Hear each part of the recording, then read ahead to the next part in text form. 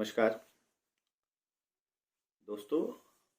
आज हम चर्चा करने वाले हैं एक ऐसी कहानी के बारे में जो आज से लगभग 114 वर्ष पहले यानी कि 1908 में लिखी गई थी। एक ऐसी कहानी जो पश्चिम बंगाल 114 वर्ष बाद भी आज भी पश्चिम बंगाल में पढ़ने वाले 12वीं कक्षा के द्वादश में पढ़ने वाले विद्यार्थियों के सिलेबस में रखा गया है। यानी कि 100 वर्षों के बाद भी अगर कोई कहानी की प्रासंगिकता आज भी बची हुई है तो जाहिर सी बात है कि इसमें कुछ खास बात तो होगी। एक उपलब्धि ये कहानी को हम हिंदी का प्रथम मौलिक कहानी मान सकते हैं। मान नहीं सकते, माना गया है इसको। ठीक है जी हाँ, हम चर्चा कर रहे हैं राजेंद्र बाला घोष द्वारा रचित कहानी भाई बहन के बारे में। आज हम चर्चा करेंगे भाई बहन कहानी के उन बिंदुओं पे जिसको लेके छात्रों के मन में हमेशा प्रश्न बना रहता है। तो सबसे पहले उन सब प्रश्नों पे जाऊं, उनका उत्तर दूं, उसके पहले कहानी क्या है और किस परिवेश में लिखा गया, किस चीज को केंद्र बिंदु करके लिखा गया, पहले उस चीज को समझ लेते हैं, है ना। तो बच्चों, बोर्ड के एग्जाम बहुत नजदीक है। आप लोग ध्यान से अगर इस 10 मिनट के 12 मिनट के वीडियो को देखें तो इस कहानी को लेके आपके मन में कोई डाउट या कोई किसी तरह का शंका नहीं रह जाएगा। ठीक है, तो चलिए सबसे पहले हम आपको कहानी एक संक्षिप्त रूप में कहानी को समझा देते हैं कि कहानी है क्या। ठीक है, तो चूंकि राजेंद्र बाला घोष बनारस की है इसलिए इस कहानी में बनारस की पूरी तरह से छाप देखने को मिलेगी। और चूंकि 1908 में यानी कि भारत उस समय अपनी आजादी के लिए संघर्ष कर रहा था, जाहिर सी बात है उस समय देश प्रेम की भावना चरम पे थी। तो चलिए शुरू करते हैं और देखते हैं कि किस तरह से देशभक्ति या फिर उस समय के माहौल को कैसे इस कविता में, इस कहानी में लाया गया है और कैसे आज भी क्यों हमें पढ़ना इस कहानी को जरूरी है। चलिए आते हैं। तो कहानी की शुरुआत कुछ इस तरह से होती है। बनारस का एक बहुत ही प्रसिद्ध जगह है जिसका नाम है नाटी इमली।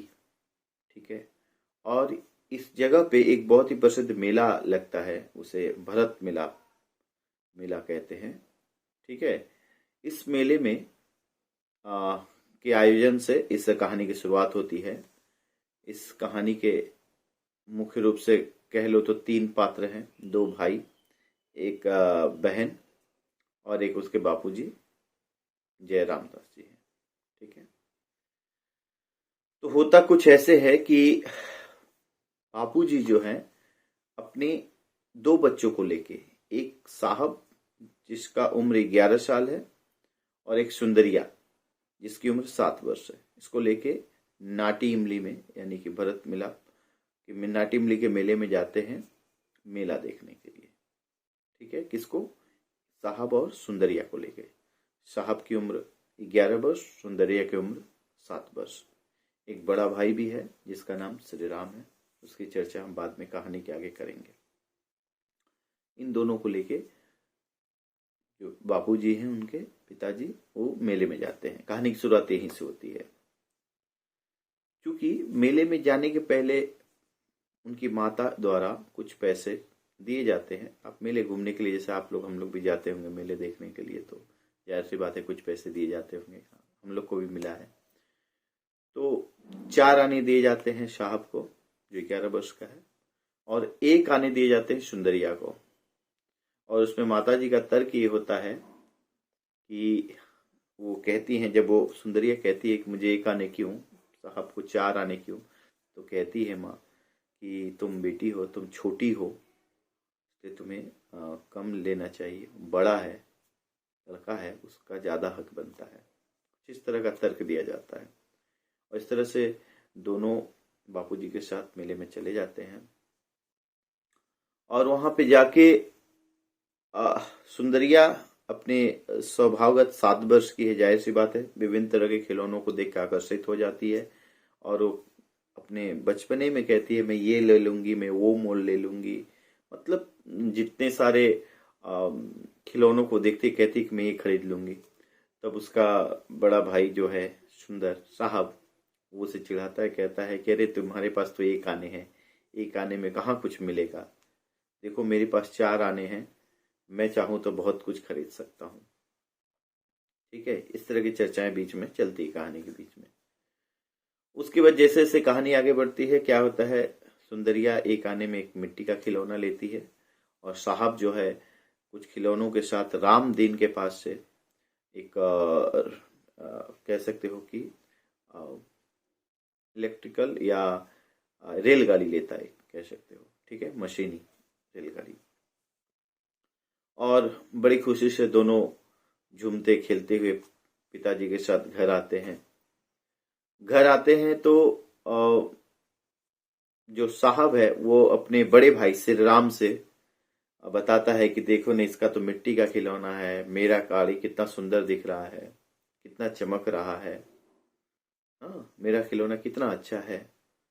तो इस पे श्री राम कहता है कि देखो, किससे कहता है, साहब को समझाते हुए क्या कहता है कि देखो, उसने एक आने में सही, लेकिन उसने एक आने में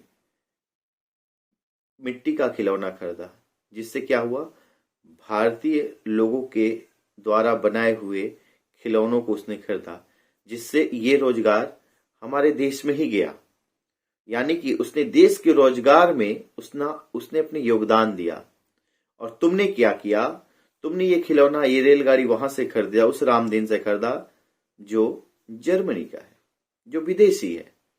तुमने ये पैसा विदेशियों को दे दिया, विदेशों में भेज दिया, समझ लो। तुमने देश के विकास में, देश के रोजगार बढ़ाने में तुमने कोई योगदान नहीं दिया। तुमने हालांकि और क्या किया, देश के पैसे को तुमने विदेश भेज दिया, विदेशी सामान खरीद के। ठीक है, तो ये जैसे उसे समझाता है श्री राम, उसे अपनी चीजों गलती पे पश्चाताप होता है, और बड़े होके इस कहानी में दिखाया गया कैसे वो स्वदेशी वस्तुओं का दुकान खोलता है और स्वदेशी चीजों को फॉलो करता है। इसी तरह यहीं पे कहानी खत्म होता है। तो निकल के क्या आया, ये बहुत छोटी सी कहानी थी, इसमें निकल के क्या आया कि राजेंद्र बाला घोष जो हैं लेखिका, कहीं ना कहीं ये हमें इस कहानी के माध्यम से बहुत सतही रूप में अगर कहें तो ये हमें बताना चाहती है, समझाना चाहती है कि देश प्रेम क्या होता है, राष्ट्र प्रेम क्या होता है, और इससे बड़ी चीज स्वदेश प्रेम क्या होता है, अपनी मिट्टी से लगाव क्या होता है। मूल रूप से अगर कहें तो उन्होंने इन तीनों चरित्र के माध्यम से, तीनों भाई बहन के चरित्र के माध्यम से उन्होंने क्या किया है, देश स्वदेश प्रेम की भावना को जागृत करने का प्रयास किया है। बच्चों, अगर आप लोग इसको अगर पूछा जाए कि इस कहानी का उद्देश्य क्या है, तो ये बहुत ही महत्वपूर्ण बिंदु है जिसे आप लोग लिख सकते हो कि इस कहानी के माध्यम से लेखिका ने हमें स्वदेश प्रेम की ओर कैसे बढ़े, स्वदेश प्रेम होता क्या है, वो इन तीन भाई बहनों के माध्यम से उन्होंने सामने रखा है। ठीक है, देश प्रेम या स्वदेश प्रेम सिर्फ वो नहीं है जो देश के बॉर्डर पे लड़ते हैं। बच्चों, हम सभी अपना अपना योगदान अगर छोटे रूप में दें, जिस तरह से सुंदरिया ने दिया, ठीक ना, कि हम अगर आज से ये प्रण ले लें कि हम जो भी खरीदेंगे देश का खरीदेंगे, और अपने देश के छोटे छोटे व्यापारियों व छोटे छोटे मजदूरों का हाथ बढ़ाएंगे, उनकी सहायता करेंगे, तो हमारा देश बहुत तरक्की कर जाएगा। कहीं ना कहीं लेखिका के मन में अपने देश के प्रति, अपने स्वदेशी चीजों के प्रति बहुत ही मतलब अद्भुत प्रेम है उनका। अब मैं देखिए कि ये कहानी कब लिखी गई थी, 1908 में। मैंने शुरू में बताया 1908 में कैसा माहौल था। गांधी जी देश की आजादी के लिए लड़ रहे थे, गांधी जी के साथ पूरा देश लड़ रहा था, और क्या हो रहा था उसमें, विदेशी वस्तुओं का बहिष्कार हो रहा था ना। हमें स्वदेशी अपनाने के लिए गांधी जी आह्वान दे रहे थे। तो गांधी जी ने अपनी तरफ से जो प्रयास किया, लेखिका ने भी अपनी तरफ से प्रयास किया इन तीनों चरित्र के माध्यम से, कि हम अपने अपने स्तर पे भी, जरूरी नहीं कि हम बॉर्डर पे लड़ें, विदेशी ताकतों से लड़ें, हम अपने अपने स्तर पे भी अपना योगदान दे सकते हैं। कैसे, इन तरह के तरीकों को अपना के, स्वदेशी वस्तुओं का इस्तेमाल करके। स्वदेशी वस्तुओं को ज्यादा से ज्यादा अपने ही खरीद के लोगों तक इन अपनी बातों को पहुंचा के। ये 3 बच्चे क्या है, 3 बच्चे वो एक कैरेक्टर है जो बताते हैं कि हमें स्वदेश अपने देश से प्रेम के लिए जरूरी नहीं कि हम लड़े या पैसा अपने देश के विकास में दें। जरूरी ये है कि हम जिस स्तर पे जहां पे भी हैं, अगर हमें अपने देश से प्रेम होगा तो हम अपने स्तर पे क्या करेंगे, कोशिश करेंगे। और ये कोशिश सुंदरिया के माध्यम से दिखता है, ये कोशिश जयराम के बातों में दिखता है, ये कोशिश सबसे बड़ी बात है लेखिका के इस कहानी के मूल केंद्र बिंदु में दिखता है। ठीक है बच्चों, यही इस कहानी का उद्देश्य है।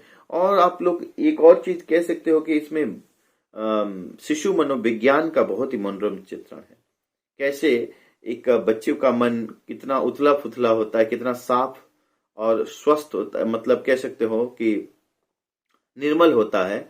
जो सुंदरिया जब कहती है कि मैं एक आने में ये ले लूंगी वो लूं, कितना स्वच्छ और निर्मल मन है।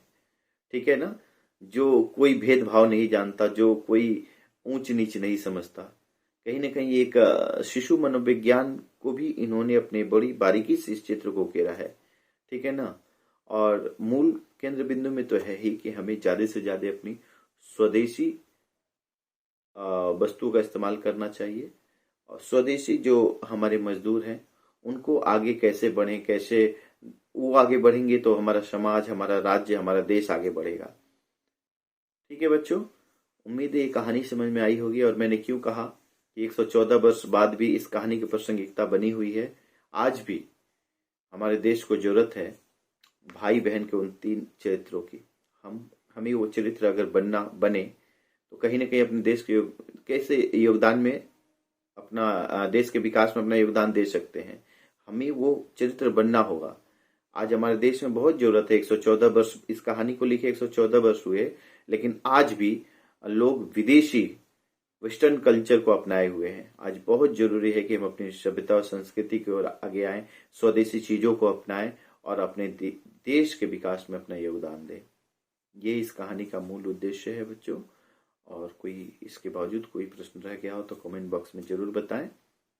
और वीडियो को अंत तक देखने के लिए बहुत बहुत धन्यवाद। चैनल पर नए हो तो सब्सक्राइब जरूर कर लें।